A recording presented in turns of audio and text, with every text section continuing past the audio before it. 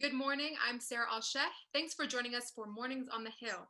As you can see, we are bringing you this newscast remotely, and I'm coming to you from my South Campus apartment in Syracuse, New York. Now, I'm Matt Majinski, also coming to you from Syracuse, New York, in my apartment, inside away from this wintry mix. And I'm Rob Flax, and we're bringing you this special report live from Viewpoint. And last but not least, from COVID-19 quarantine in my own apartment, I'm Ryan Clark.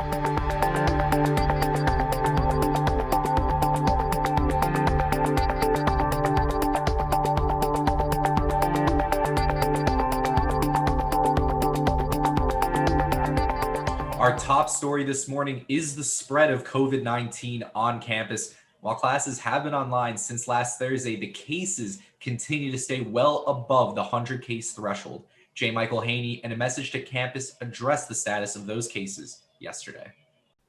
If you will, a testing and surveillance bubble on the campus of Syracuse University. That bubble burst, about 8 or 9 days ago, which is very clear from our numbers. But I do want to make clear that it didn't have to burst. It burst because I think the fatigue, if you will, that many of our students and others have experienced maybe came to a head over the Halloween weekend. SU currently has 584 students in quarantine with 266 active cases in New York. Now, the SU campus has had over 348 positive tests within the last 14 days, and that includes 2 staff members who also tested positive. Now, Haney's saying that many hundreds of students will be remaining on campus for the Thanksgiving break, and students who do plan on leaving and returning home must take a mandatory departure test with a negative result before they're allowed to leave. And with an astronomical 636 students currently quarantining on campus, our Ford Hatchet takes a look at the different quarantining conditions and the toll it's taking on some students.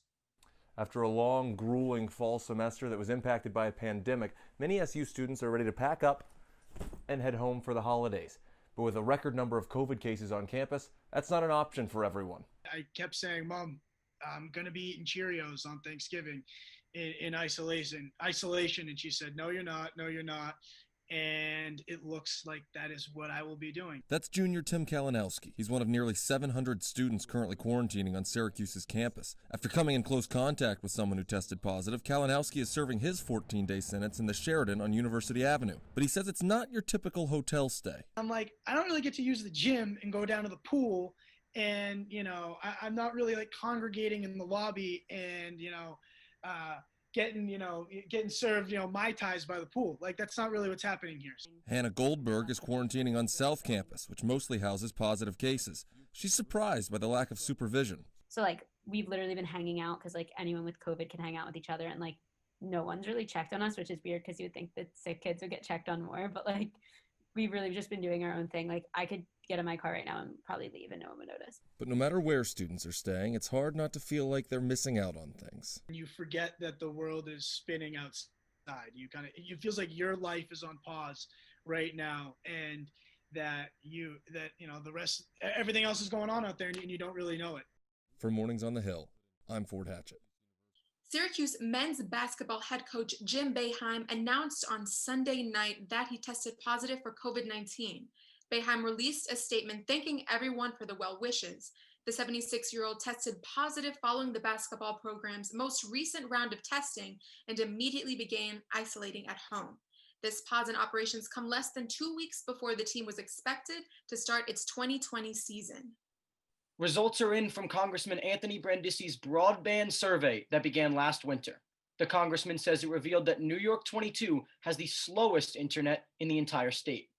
I think there's got to be greater oversight, and where companies, like we have seen in this area, we have seen some of the smaller providers expand into the underserved markets. So we really got to look at who's willing to take that risk to go into rural areas and help those companies along. More than 1,000 local residents responded to the survey, while over 120,000 took an internet speed test. The results show that 83% of those involved were dissatisfied with their internet speed, while more than 50% even rated their internet as poor or terrible. But an expert in political polling at the SU School of Political Science says that this survey should be called into question. I'm not sure I believe it, partially because if you look at the survey results, it's an opt-in survey, right? So people can choose to take it. You see, if you get an email or see online somewhere, take this survey about, is your internet access too slow? Take this survey. Who's going to take that? People whose internet access is too slow. Despite the results of the survey, Brindisi might not even get a chance to change anything. Early on in the election, Claudia Tenney was the one that stormed out in front, leading in early and in-person voting. Now that absentee ballots are being counted, however, Brindisi has come storming back. Now he might have a chance to make internet access for all in New York 22 a real possibility. And it's a real possibility that Brindisi wins that election too. After Election Day, the congressman trailed by over 28,000 votes to Claudia Tenney. Now Brindisi trails by just 5,000 votes, with absentee ballots still being counted. And the Seventh Heaven Rescue has been experiencing an increase in adoptions since the pandemic began. Our Sierra Williams tells us how those adoptions can get tricky when time at home may be limited. Seventh Heaven Rescue experienced an increase due to people having more time on their hands. Definitely had an increase in applications for dogs. I think last year, she said we had 97 dogs adopted. This year, the end of the third quarter, we're already at 204 dogs. And they expect 200 more to be adopted by the end of this year.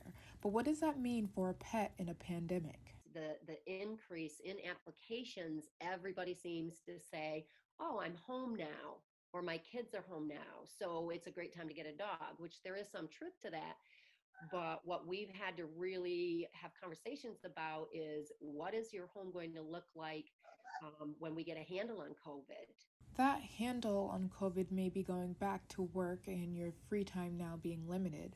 With the economy reopening slowly and people returning back to in-person interaction, your pet, who would be used to having you home, will now be alone. You have to think about what time away can do to your new pet.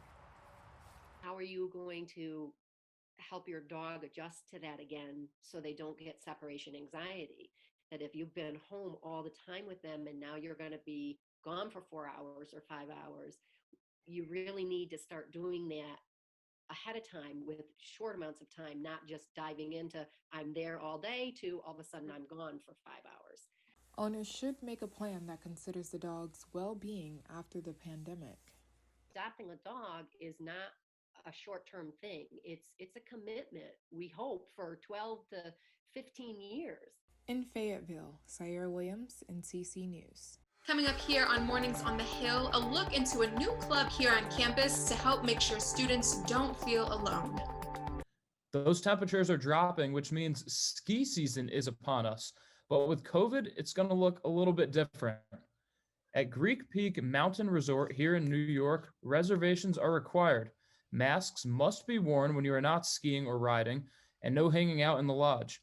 However, it's not all bad news. The marketing director at Greek Peak believes that this is a great opportunity for people to pick up the sport and get outdoors. So I think we're going to see a lot of folks from downstate that want to come up, and they still want to get away for a week. But it's going to give them an opportunity to try the 50 ski areas that we have right near New York State. You know, there's just a lot of opportunity this winter for people to not shut in. It's proven that getting outside, even in the wintertime, enjoying that crisp air, and just being outside is good for your health. Most student clubs on campus had to adjust to COVID-19 this semester, but one new club was actually created because of COVID-19. A Friendly Face is a club specifically for making friends during this pandemic. The club meets every Friday at 4 p.m. on Zoom, where students play games to get to know each other. Asha Jordan is the SU student who started the club, and she says while it takes time to build friendships, the first step is being yourself. I would urge them to go through with it and put themselves out there, because that's how you get other people to feel confident and comfortable in being themselves, and it kind of grows from there. And now for more on holiday spending and all your money needs, let's head on over to our own Joshua Miller for Money with Miller. With the pandemic that's getting worse and the holidays right around the corner, what's the best way to save over the next few winter months? Well, first, let's set a budget. It's always important to have a budget and to set a limit and understand that with the states heading into lockdowns, it's important to put some money away into that emergency fund. Hopefully unemployment does not increase over the next few months, but if that were the case, you want to make sure that there's no income coming in, you have enough money for a few rainy days, weeks, and even months. Now for that holiday spending, it's important to buy those loved ones and family members gifts, but how about doing it in a smart way? That can include shopping online, finding those great deals online on Amazon, and shopping early, getting those holiday deals, whether it's Black Friday or Cyber Monday, and finally understanding that you may have to scale down with a pandemic and the winter months coming ahead. Now, a quick look at the market over the past few days. Continuing on the uptrend, some stocks to look at that report this week are Lowe's and Target. One stock to look at in particular is Home Depot. It took a hit today after reporting its quarter earnings, but look to see it make a comeback in the few coming weeks. Another quick reminder to keep an eye on those stay-at-home stocks and those consumer stocks.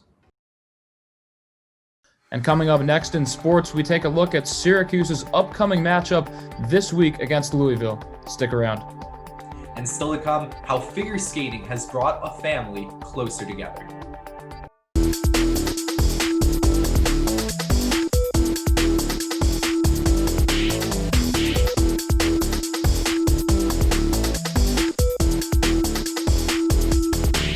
Good morning, I'm Xavier Brown with your Orange Sports Update here on Mornings on the Hill. With the Orange coming off a bye week, they get ready to travel down to Louisville this weekend for a game with an early season favorite, to a team that's a season turned into a retreat. Syracuse's defense has played well, but the reoccurring issue has been Syracuse's inability to put points on the board.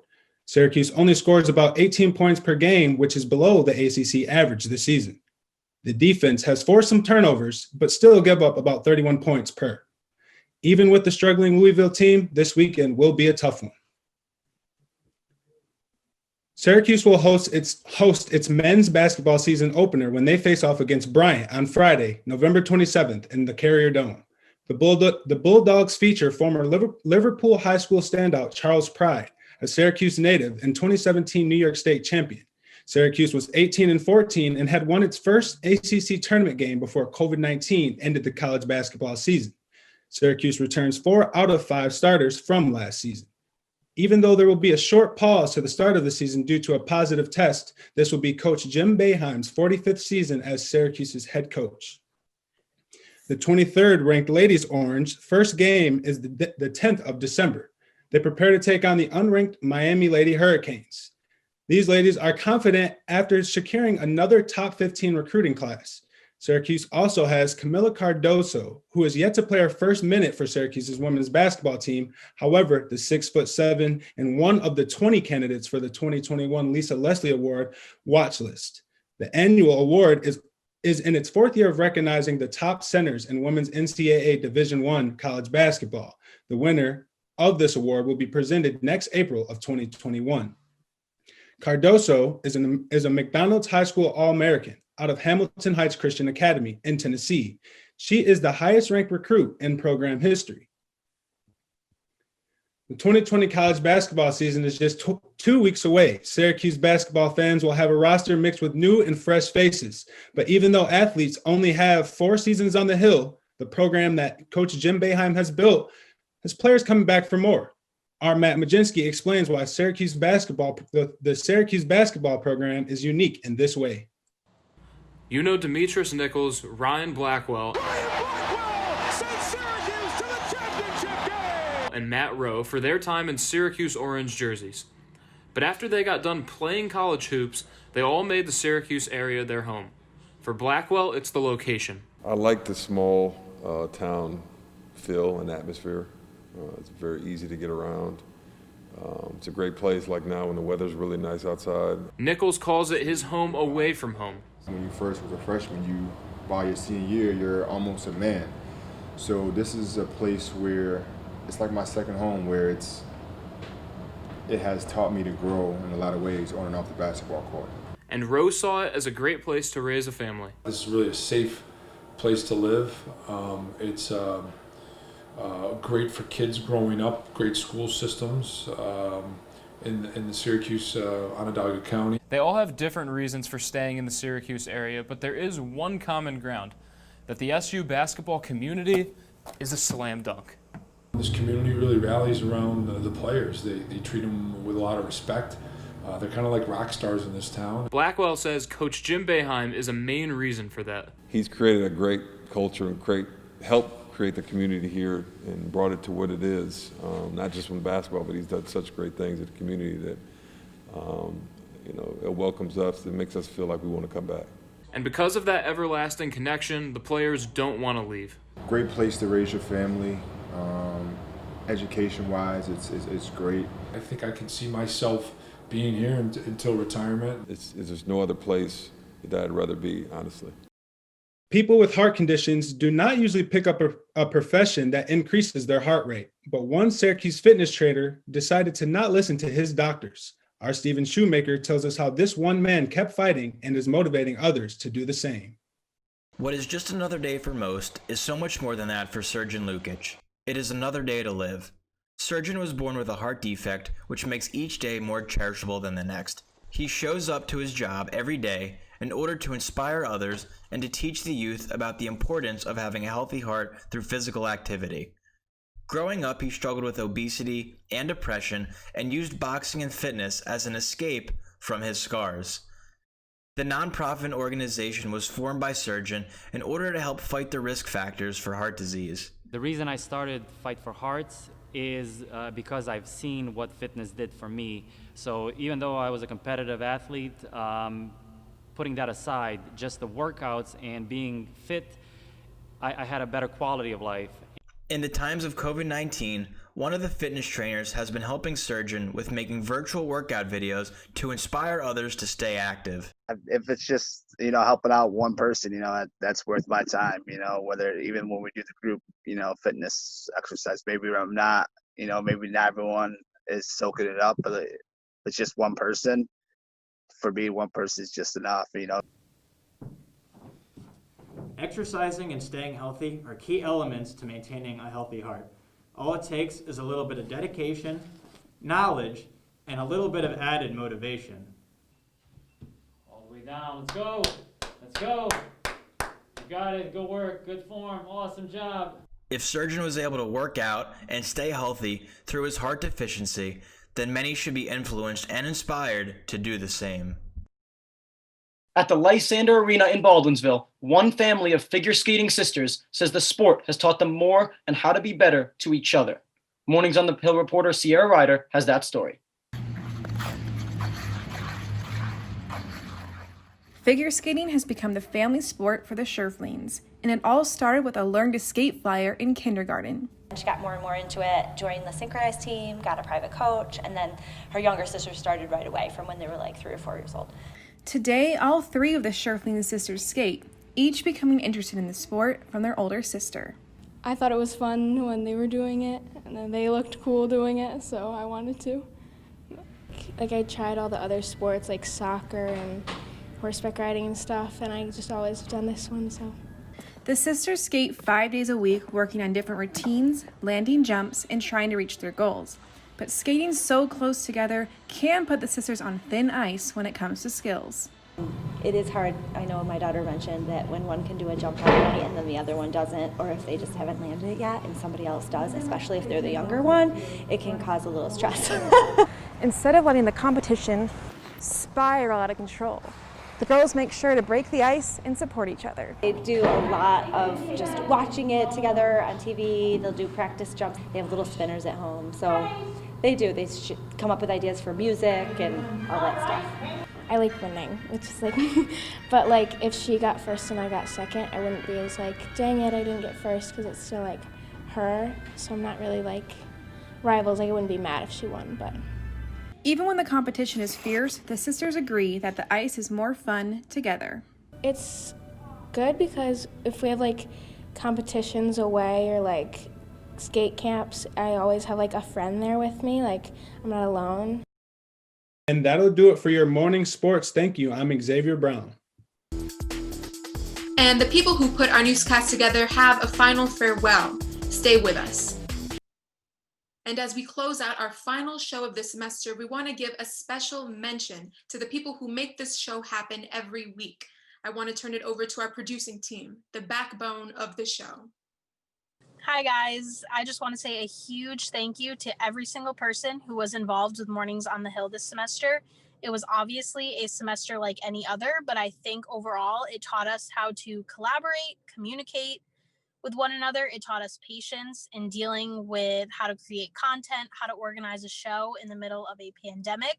But everyone came in each week ready to work, ready to take direction, ready to pitch ideas, and this semester would not have happened had people not come in with a passion to make the show hit the air every Wednesday at 10 a.m.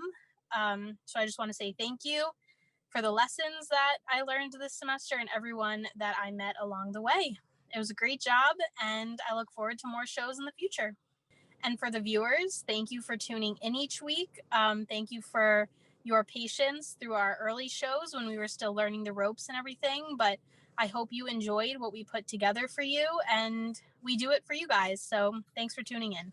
I want to thank my fellow producers for teaching me the ropes and guiding me through some long nights and some very early mornings in the studio. You guys have made me re-fall in love with the art of journalism and storytelling. And to the rest of the talent that you guys see every week on camera, you guys have allowed me to become a leader in the newsroom. Thank you for trusting me and putting your best foot forward every week. And to our amazing viewers, hopefully we will meet again next semester for more editions of Mornings on the Hill. It has been an unusual semester, to say the least, and there have been a lot of bumps in the road, but I am so proud of our Mornings on the Hill team for all that they do. First, thank you to all of our talent for providing amazing content every week. To our directors, Jill, Rox, Megan, and Amanda, for making sure everything ran smoothly. To Professor Copeland, thank you for always putting the students' interests first and always having our backs. To my other fellow producers, thank you for putting up with me and guiding me through the ups and downs. And most importantly, thank you to the viewers for tuning in each week. I hope that you enjoyed our show. Thank you, thank you, thank you, and we will see you all next semester for Mornings on the Hill. Okay, now it's my turn to address all of you. I just want to say that first and foremost, the semester has flown by for me. It seems like just the first day that we were out there in the tent together and then putting together dynamite shows. I want to say that first and foremost to all of the reporters, the anchors, and the people who were the content creators, great job this semester, you guys. I know that sometimes it seemed like you were a major part of the show and other times not necessarily the case. But I want you to know that that's what teamwork is truly all about. That's what I was proud of, to watch this class come together as a team. I also want to say that that I'm proud of you guys for the reasons that I think some of you I've been able to articulate this to. You are here at this university during probably the most challenging time in the history of Syracuse University. We've been around for 150 years, and I could make the case that what you folks have gone through is far more challenging than what the classes that went through 9/11 went through, what classes had to go through during wartime and protests and coming home from war and all the challenges. Going through a pandemic, I might suggest, supersedes all of those. So job well done for all of you guys and gals for showing up every week with a smile on your face. And to my producers, to Izzy, to Josh, to Julia, and to Sarah, who wasn't able to join us on this little recording, but I know feels as strongly. Thank you to all of you guys, because I know how much hard work you put into a 1-credit class and how much time you spent on this, and really you gave it your all. I'm appreciative, I'm proud, and I'm definitely here for you, not only if you want to take the class again, and that's each and every one of you, but also as you move ahead and get that first job. Keep in touch with me and let me know how I can help, okay? So that's all I have to say for Mornings on the Hill. To all of you and to our viewers for watching this semester, thank you as well. Well, that's going to do it here on Mornings on the Hill for our final episode of the semester. Unfortunately, the COVID-19 pandemic sent us home early, but we wish you all to stay safe. And reporting live one last time, I'm Ryan Clark. we've seen all the challenges and the wonderful expectations that we've had thrust upon us here. We've been so happy to deliver you the news here on campus, giving you what you need to know despite any current circumstance. Signing off for the last time this semester. God bless. Been great delivering you guys news and sports all semester long. Signing off, Matt Majinski. Thanks again so much for watching, everyone. Enjoy the rest of your semester, and we hope to see you again next semester. I'm Sarah Alshed.